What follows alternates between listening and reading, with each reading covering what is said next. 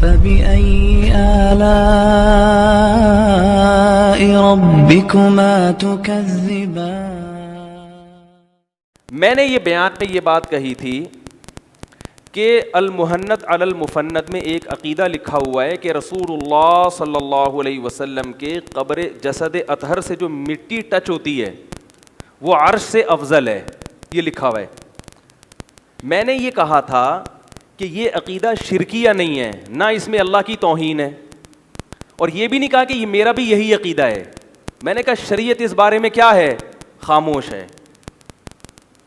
المحند میں کیوں لکھا یہ کہ جب یہ اتنا اہم عقیدہ نہیں ہے تو لکھا کیوں؟ اس کیوں کی وجہ بھی میں نے بیان کر دی تھی.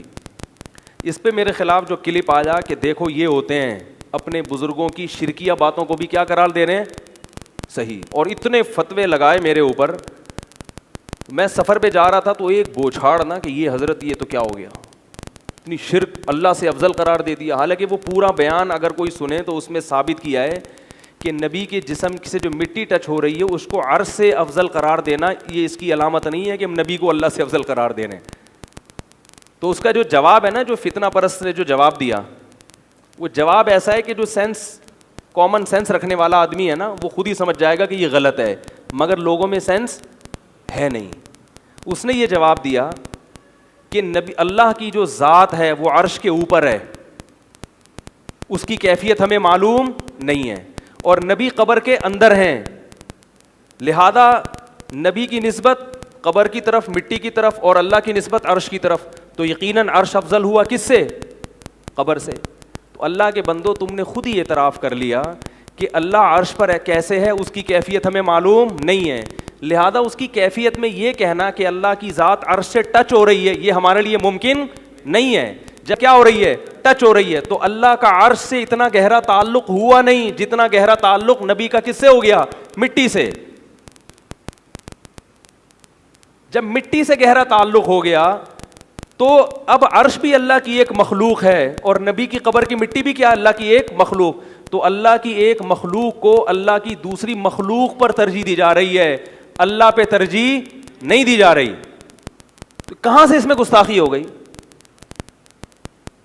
دوسری بات میں نے یہ کی تھی اسی کلپ میں کہ اگر کوئی یہ مانتا ہے کہ اللہ کی ذات عرش سے مس ہو رہی ہے پھر یقیناً وہ یہ بھی مانے، پھر ہم نے بھی پابندی نہیں لگائی، پھر ہم کہتے ہیں کہ پھر مانو کہ عرش کس سے افضل ہے؟ قبر کی مٹی سے.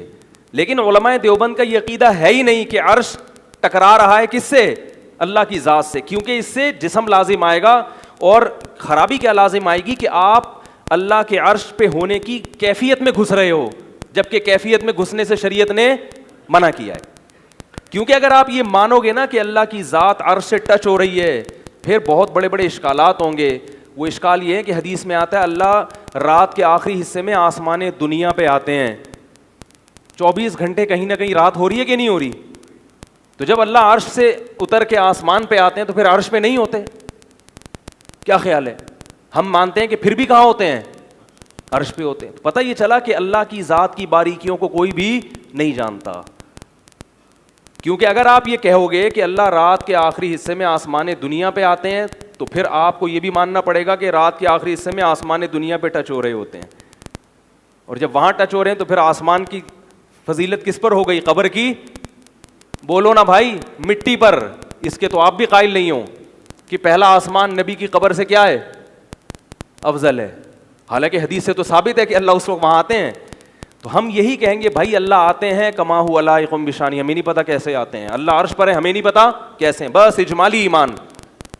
اسلاف کا یہ عقیدہ ہے کہ اللہ عرش پر ہے مگر کیسے ہے یہ ہمیں معلوم نہیں ہے.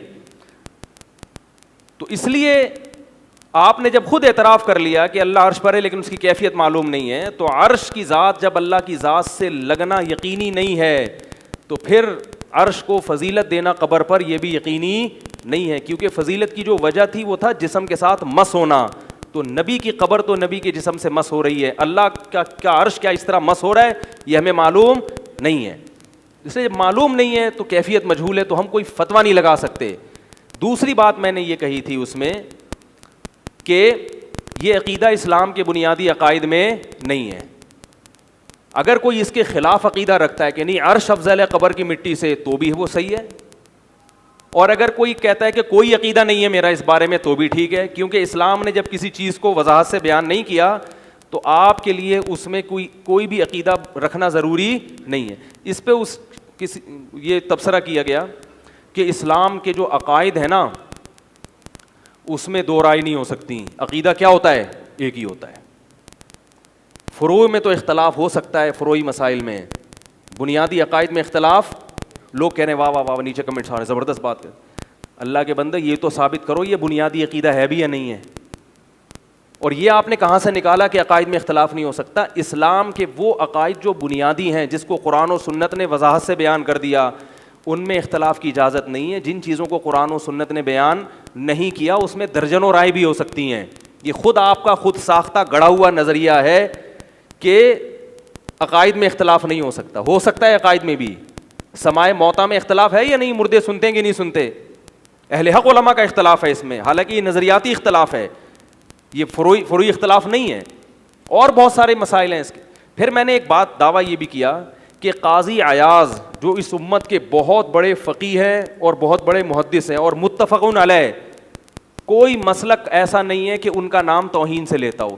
قاضی عیاض نے الشفا ان کی کتاب ہے اس میں یہ لکھا ہے کہ اس پر امت کا اجماع ہے کہ نبی کی قبر کی مٹی اللہ کے عرش سے افضل ہے. نبی کی قبر کی مٹی اللہ کے عرش سے کیا ہے؟ افضل ہے. بعد میں ابن تیمیہ رحمہ اللہ نے اس پر رد کیا کہ نہیں اس پر اجماع نہیں ہے. تو میں یہ کہتا ہوں کہ جس فتنہ پرست نے میرے خلاف توہین آمیز کلپ بنایا کہ دیکھو یہ شرکی عقیدے کی کیسے پرچار کر رہا ہے, اپنے اکابر کا کیسا دفاع کر رہا ہے, کیا آپ میں یہ جرت ہے کہ آپ قاضی عیاض کے خلاف بھی ایسا کلپ بنائیں؟ بولو بھائی. میں نے تو یہ نہیں کہا تھا اپنے بیان میں کہ یہ اجماعی عقیدہ ہے, بلکہ میں نے تو یہ بھی نہیں کہا تھا کہ میرا عقیدہ ہے. قاضی عیاض تو کیا کہہ رہے ہیں کہ میرا بھی ہے اور پوری امت کا بھی, یعنی اجماعی مسئلہ ہے. تو آپ قاضی عیاض کے خلاف اس طرح تمسخر کر کے مذاق اڑا کے کلپ کیوں نہیں بناتے؟ اگر نہیں بناتے تو اس کا مطلب آپ کو علماء دیوبند سے چڑ ہے, ذاتی بغض ہے. سمجھ میں آ رہی ہے بات؟ آپ حق کی پرچار کے لیے نہیں بیٹھے. اور ابن تیمیہ نے جب قاضی عیاض پہ رد کیا تو ان کا بھی وہ اسٹائل نہیں تھا رد کرنے کا جو اسٹائل اس فتنہ پرست کا میرے خلاف رد کرنے کا تھا.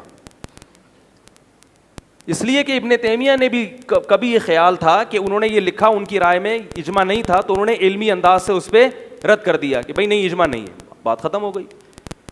تو یہ لوگ ایسے لوگ ہیں کہ جن کے بولنے کا انداز بھی ایسا ہے کہ جس سے فرقواریت پھیل رہی ہے, آگ لگ رہی ہے, اور ان کے پاس علمی لحاظ سے بھی یہ کیا ہیں؟ خالی, اور تفقہ اور بصیرت نام کی کوئی چیز ہے نہیں.